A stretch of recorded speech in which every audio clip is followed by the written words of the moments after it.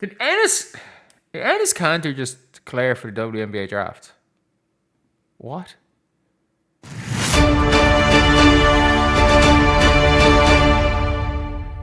After careful consideration and reviewing the current eligibility guidelines, I am officially declaring myself a WNBA prospect. If simply declaring who you are is all that's required, then I meet every single requirement necessary to compete in the WNBA. My team and I have carefully examined the WNBA's eligibility criteria and governing And if we X'd out Nike instead of just getting rid of it, you can buy WNBA hoodies without Nike. The one I own doesn't have it. framework surrounding self-identification and inclusion. Based on the current guidelines, I can and am officially declaring my eligibility for the upcoming WNBA draft in May 2027. I am definitely not here to mock, make fun of, or disrespect any community or personal choices. I am simply asking that the current rules be applied equally to everyone. The rules that represent the very values many WNBA players and coaches have publicly advocated for. My team and I are prepared to ensure these guidelines are applied equally, consistently, and without exception. And I look forward to the WNBA honoring its stated principles. See you at training camp. Oh dear God. Oh dear God. Oh dear God. Oh my God. So obviously, in their guidelines, does it literally only say self-identification? Oh my God. It's actually real. It's actually real. Like, is it actually a thing? Like, look, no team's ever going to sign Ennis Cantor. Even if that's the case. Like, they're just not going to do it. But, like, are the rules that flimsy? I thought there would be the same, like, previous Olympic rules where it's, like, 2 years of hormone replacement and, like, constant tests to make sure you haven't broke it. I thought that was going to be the rule. If it's literally self-identification, I mean, he's done nothing wrong, has he?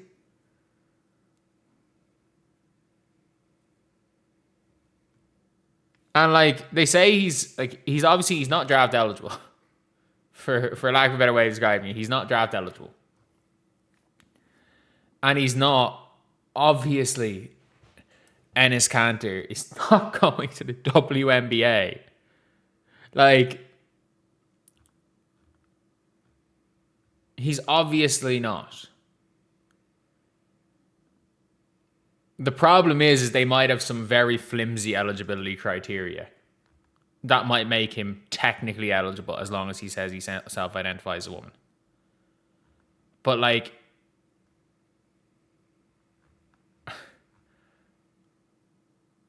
I mean, Ennis Cantor is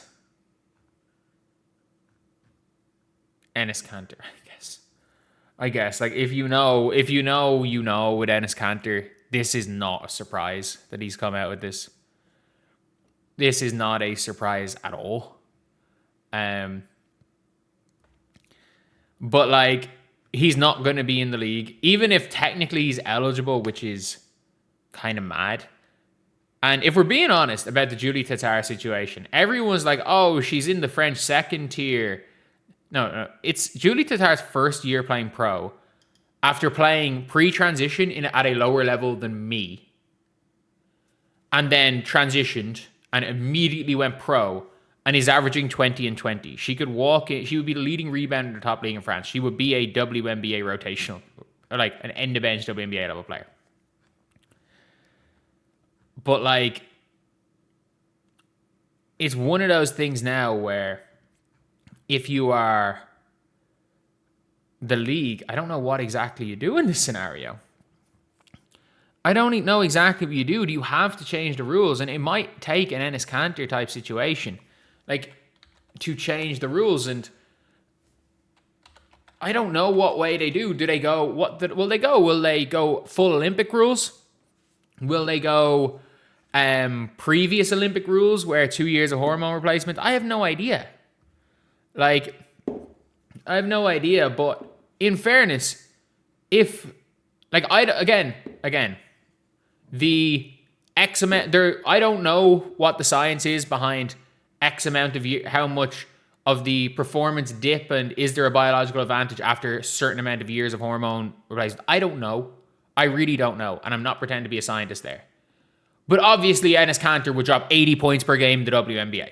Like, let's be very clear. If Enes Kanter put on a wig, he would average 80 points per game in the WNBA. So I'm saying no trans players in the WNBA. I agree this is not an issue. But, like,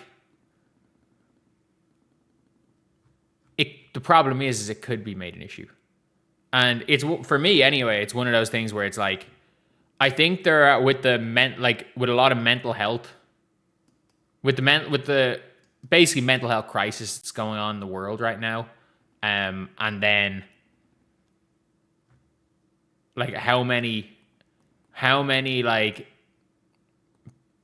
guys that play D1 college and don't make it with severe mental health issues will basically give up their life because they're to try and make it. I don't know, but it's like, I don't think this is not an issue now. It's not an issue now. It might be an issue in the future. At the end of the day, the WNBA are going to have to change some eligibility criteria. And it's not just going to be self-identification. Like, if that is the truth, that criteria is going to change. It's as simple as that. If we're being real, Kanter's not. Like, Enes Kanter's doing this to make a mockery of the league. He's not doing this specific thing for any, like, you know, for any, like, good intentions. He doesn't. Like, this exact tweet is just there to make a mockery of the WNBA. We can be real here.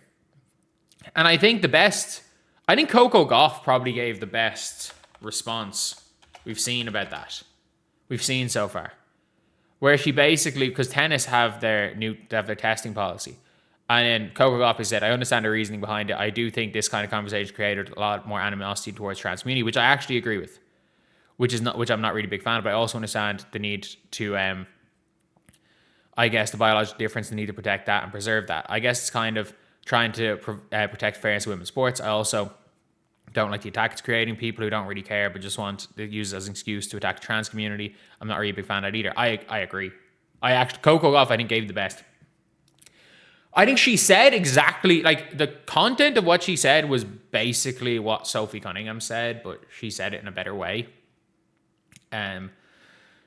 Like, the point she made probably came out better than what Sophie Cunningham said. But I gotta be real here. Like, there's no,